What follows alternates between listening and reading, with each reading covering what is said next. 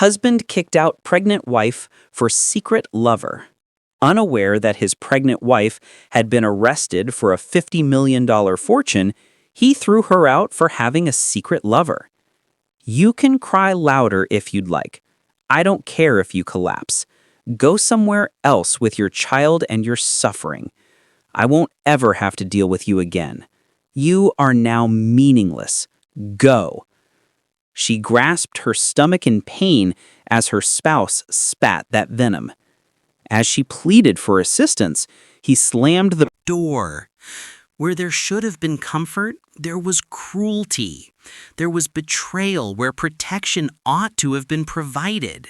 He left her when she was at her lowest, thinking that one act of rejection would end her life.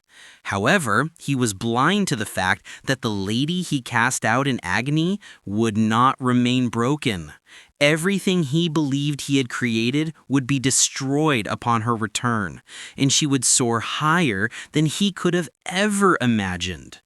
Those that are discarded frequently come back stronger, and occasionally the lady you believe to be helpless turns out to be the one whose shadow you can never outrun. Please subscribe before we start. Tell us where you're watching from and how this affected you in the comments. Emily stumbled out the front door, gripping her big tummy as the rain poured outside, splashing against the worn pavement. Her body let forth a scream of pain. Hours before, her contractions had begun. Her husband, Daniel, the guy she had previously thought would be there for her forever, was what she needed. Comfort and his steady hand.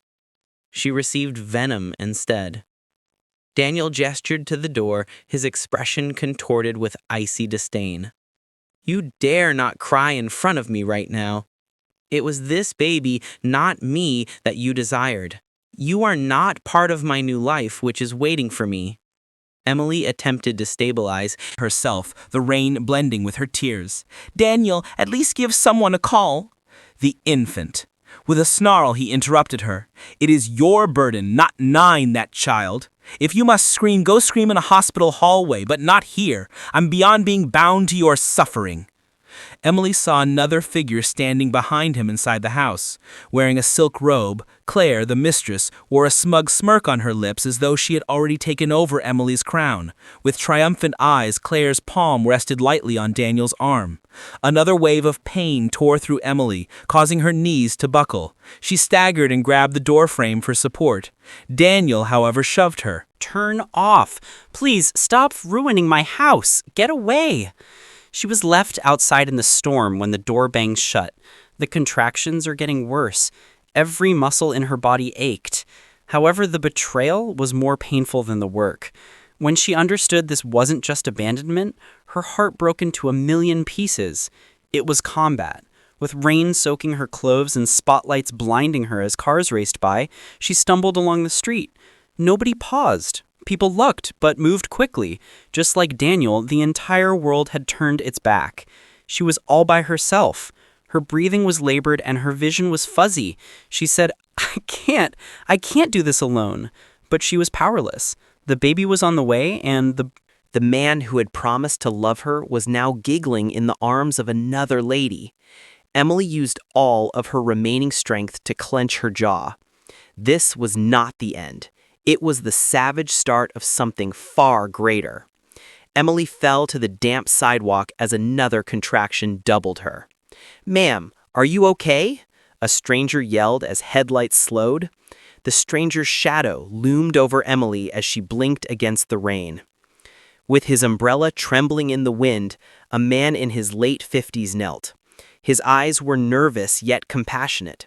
He said, You're in labor, as he looked at her belly. Where is your spouse? Where is your family? The contractions were not as powerful as the inquiry. Rain trickled down her pale cheeks as she gave a feeble shake of her head. Nobody is present. The man's gaze flitted to the passing autos. Drivers craned their necks and continued to drive while horns blared. Nobody halted. Nobody desired to become embroiled in the pain of a lady. They were too scared, too cold, and too busy. After a moment of hesitation, he got up. "I apologize, miss. I am unable to. My spouse is waiting. I'll give someone a call." She was left shaking on the sidewalk as he ran off, his umbrella bobbing in the downpour. Emily laughed bitterly, then started crying. Strangers' generosity was fleeting, replaced by dread and justifications. The indifference of society was harsh. She was a female in labor, shunned by her husband, ridiculed by his lover, and disregarded by those whose gazes met hers but chose to turn away. She was forced to her knees as another contraction tore through her body. She thought of the comfortable house she had just been booted out of, as the damp asphalt felt chilly against her palms. Daniel's harsh words echoed like poison, and she kept seeing his face. "I don't care if you perish with your child." A flicker of defiance flashed in her heart, but her chest clenched. She was unable to satisfy him in that way. His betrayal would not drown her child's first cry. Emily grabbed a lamppost for support as she forced herself to stand. Every action was a pain, yet she continued to move. Her mind repeatedly whispered one word, but her breath came in tiny gasps. "Make it through." Her hair was plastered to her face by the rain. Her clothing was drenched and stuck to her body. People walked by, looking and moving more quickly, as though Emery were an illness. A woman pulled her child away. "Crazy woman," a young man mumbled to himself before vanishing into the darkness. By myself. So completely by myself. However, Emily secretly vowed to herself and her inner life, "I'll stand by myself if no one else does. I'll forge my own path forward if the world turns against me." The contractions were now closer, more intense, and more demanding. She was aware of her limited time. The hospital remained a few blocks away. Would she be able to make it? Her legs shook. Despite the screams coming from her body, she continued into the storm. Every step turned into a vow she would never violate. Even though she was thrown away, she resisted being destroyed. She fell again as her strength waned and her eyesight dimmed, this time into the arms of an unfamiliar person who stayed put. "Hold on, sweetheart," an agitated woman's voice called out. "You're no longer by yourself." Warmth. When Emily arrived at a stark contrast to the storm that almost engulfed her, that was the first thing she experienced. She leaned her head against the soft object and almost engulfed her. A loving hand stroked the damp hair from her forehead as her head rested on something. "Shh, you're safe now," a woman said. With a blink, Emily was able to glimpse the face above her. Leaning over her was a woman in her 40s with a worried expression and gentle brown eyes. She was obviously off duty, but she was wearing a nurse's jacket and her clothing were just as wet as Emily's. With a tone of urgency, the woman questioned, "You're going into labor on Chael?" Emily swallowed back a gasp and nodded feebly as her body tightened with another spasm. The woman cast a sidelong glance. "The car is being given to the husband. We'll transport you to the medical facility. Sweetheart, just hold on for me. What's your name?" "Ely." The woman firmly said, "I'm Maria. I won't abandon you either. Do you get it? You are no longer by yourself." Simple and unwavering, their words were like a lifeline. Emily allowed herself to think she might make it through this for the first time that evening. Maria's husband arrived in an ancient automobile a few minutes later. With an umbrella in hand, he hurried out. "Let's get her inside, please." Emily's body shook as the contractions became more intense, and she was gingerly moved into the back seat. Maria snuggled in next to her and put an arm around her shoulders. "Emily, take a breath with me, through your nose, in and out." "Your lips. That's all. You're doing well." With tears running down her cheeks, Emily gripped Maria's hand, not only from suffering, but also from thankfulness. She was unknown to this woman. She had no justification for stopping in the storm and jeopardizing her personal comfort for an unknown person. Even if everyone else had turned away, she was still there, powerful and steadfast. The trip to the hospital was a whirl of music and light. The storm outside and the storm inside Emily were drowned out as she concentrated on Maria's soothing and uplifting voice. Emily, you underestimate your strength. Hold on. Your child is eager to see you, and you're going to demonstrate to that youngster the strength of a mother. Emily felt a change in herself at that very time. She had felt shattered and thrown away like trash for hours. However, Maria's remarks served as a reminder that she was not insignificant. The fact that she was going to have a child was power in and of itself.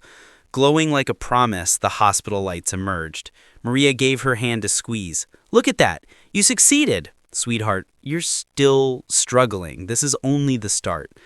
Emily let out a trembling breath, her terror transforming into brittle resolve. She could endure anything if she could make it through this night. Not only for herself, but also for the small life within her, she would rise once more. Emily cried out in pain as they wheeled her into the emergency department. Similar to Daniel, and Claire strolled past the hospital doors, laughing together, unaware of the storm about to turn on them. The delivery room smelled of antiseptic and fear. Emily's screams echoed against the white walls as the nurses worked quickly, guiding her through the storm of contractions. Hours passed like minutes, and at last the room was filled with a piercing cry of new life. Her son! Tears streaked Emily's cheeks as the nurse laid the tiny swaddled bundle against her chest. His face was red, his cries urgent. But when she whispered, "Mommy's here," his sobs softened.